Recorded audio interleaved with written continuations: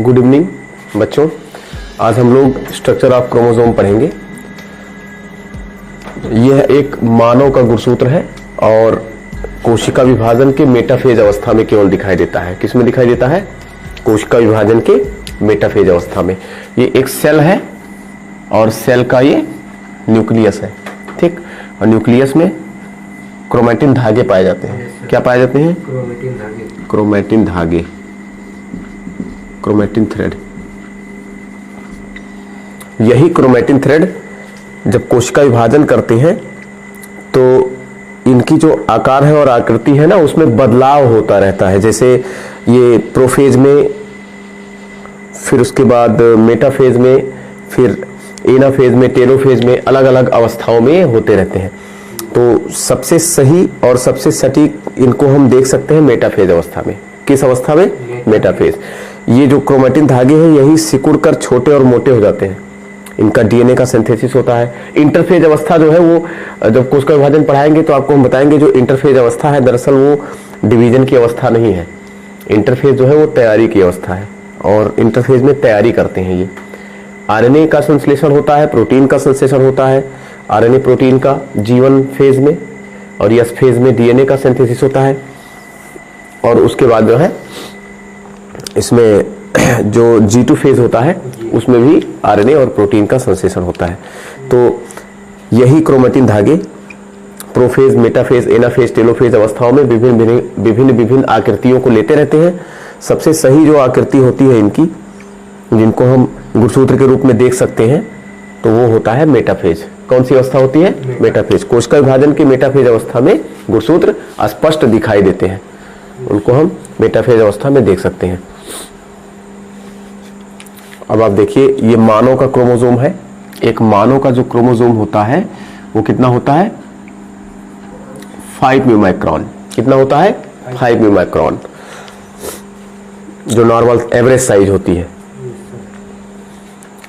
अब हम इसके स्ट्रक्चर का स्टडी करेंगे। ये देखिए, सबसे ऊपर जो इसका शीर्ष है, टिप वाले पोर्शन को, क्रोमोसोम के टिप वाले पोर्शन को टेलोमेयर कहते हैं। क्या कहते हैं? टेलोमेयर। और जिस प्रकार सभी सेल ऑर्गेनेल में मेम्ब्रेन पाया जाता है, उसी प्रकार गुणसूत्रों के चारों ओर भी मेम्ब्रेन मिलता है, ठीक है। उसको हम बोलते हैं पेलिकल, ठीक। और इसके अंदर जो लिक्विड भरा होता है, जेल लाइक सब्सटेंस भरा होता है, जिसमें मिनरल्स, वाटर, प्रोटीन्स वगैरह पाए जाते हैं, वो क्या होता है? मैट्रिक्स। क्या बताया था मैंने? मैट्रिक्स, ठीक है। और देखिए, ये सेंट्रोमेयर, तो एक भुजा ये, तो इस एक भुजा को क्या कहते हैं? क्रोमैटिड्स। क्या कहते हैं? क्रोमैटिड्स। क्रोमैटिड्स कहते हैं इसको। अभी हम इसके बारे में बताएंगे आपको कि ये क्या क्या है, इनके कार्य क्या है।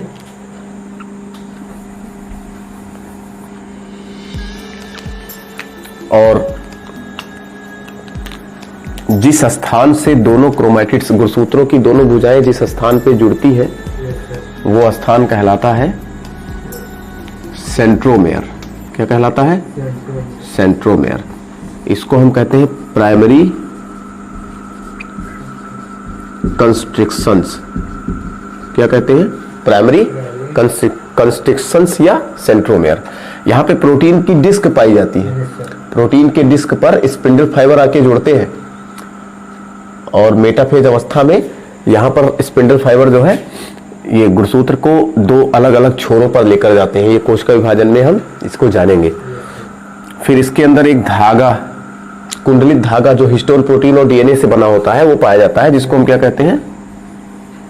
क्रोमोनिमाटा। इसको क्रोमोनेमा भी कहते हैं, तो क्रोमोनिमाटा। और इस पर कुछ मोती के मतलब जैसे माला होती है मोती की, तो कणनुमा कुछ स्ट्रक्चर पाए जाते हैं, जिनको कहते हैं क्रोमोमेयर, ठीक है। और इस क्षेत्र पर केंद्रिका पाई जाती है, न्यूक्लियोलस। क्या पाई जाती है? न्यूक्लियोलस पाई जाती है, केंद्रिका, ठीक है। और यही जो है न्यूक्लियोलस ऑर्गेनाइजर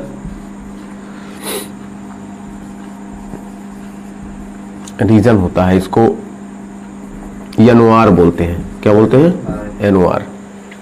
यहां पर क्या होता है एनओआर वाले क्षेत्र पर? यहां पर एनओआर क्या करता है? आरएनए का सिंथेसिस करता है। क्या करता है? आरएनए का सिंथेसिस होता है इस स्थान पे। ठीक है, तो ये जो है, और ये सैटेलाइट है।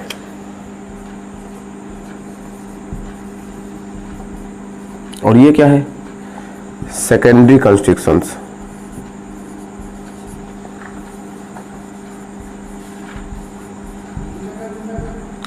क्या है ये? Secondary constructions. ठीक है, अब इसका हम डिटेल जानते हैं। देखिए, हमने आपको बताया कि जब हम सामान्य कोशिका का स्टडी करेंगे तो हमको न्यूक्लियस के अंदर कुछ धागे दिखाई देंगे जिनको हम क्रोमैटिन थ्रेड कहते हैं। कोशिका विभाजन में यही धागे सिकुड़कर छोटे मोटे हो जाते हैं और क्या बनाते हैं? गुणसूत्र। गुणसूत्र स्पष्ट किस अवस्था में दिखते हैं कोशिका विभाजन के? मेटाफेज। किस अवस्था में?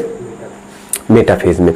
ये मानव क्रोमोसोम है, इसको इलेक्ट्रॉन माइक्रोस्कोप से देखा गया है, तब ये इस तरह से दिखाई दे रहा है। ठीक है, अब आप देखिए, जो ये सबसे ऊपर का क्षेत्र है, ये इसको हम बोलते हैं टिप। ये क्रोमोसोम का टिप है जिसका नाम है टेलोमेयर। टेलोमेयर क्या करता है कि ये गुणसूत्रों को आपस में चिपकने नहीं देता। क्या करता है? गुणसूत्रों को आपस में चिपकने नहीं देता। ठीक है, इसका एक ये काम हो गया। दूसरा काम ये है कि ये एजिंग से संबंधित होता है। जैसे जैसे आदमी की आयु बढ़ती जाती है, ध्यान से सुनिए, जैसे जैसे आदमी की आयु बढ़ती जाती है वैसे वैसे टेलोमेयर की लंबाई छोटी होती जाती है। ठीक है, तो ये एजिंग से संबंधित है। फिर गुणसूत्र में चारों तरफ मेम्ब्रेन, जैसे आप जगह जगह पे सेल और नील पढ़ते समय चारों तरफ मेम्ब्रेन का स्टडी कर रहे थे, उसी प्रकार इधर भी मेम्ब्रेन पाया जाता है जो मैट्रिक्स और इसके अंदर जो भी पदार्थ हैं उन सब की रक्षा करता है। उसको क्या बोलते हैं? पैल्किल। गुणसूत्रों के मेम्ब्रेन को क्या बोलते हैं? पैल्किल। इसके बाद फिर गुणसूत्र में जेल लाइक सब्सटेंस भरे होते हैं। जेल लाइक सब्सटेंस में इसमें प्रोटीन क्या होता है? इसमें प्रोटीन, मिनरल्स है ना, वाटर, सही कह रहे हो, वाटर, ये चीजें इसके अंदर भरी रहती हैं। अब सुनिए, मैट्रिक्स हो गया, पैल्किल हो गया, टेलोमेयर हो गया, ये कोई भी हेरिडिटी से संबंधित नहीं है। ये ना तो कैरेक्टर को ले जाते हैं ना ही नेक्स्ट जनरेशन में स्वयं जाते हैं। मतलब इनका हेरिडिटी से कोई, इनहेरिटेंस से कोई मतलब नहीं है। अब आ जाइए यहां पर, ये एक बिंदु है, ऐसा बिंदु है जिसको हम सेंट्रोमेयर बोलते हैं, और ये दोनों क्रोमैटिड्स भुजाओं को जोड़ता है। एक भुजा ये, एक भुजा ये, दोनों भुजाओं को जोड़ने का काम कौन कर रहा है?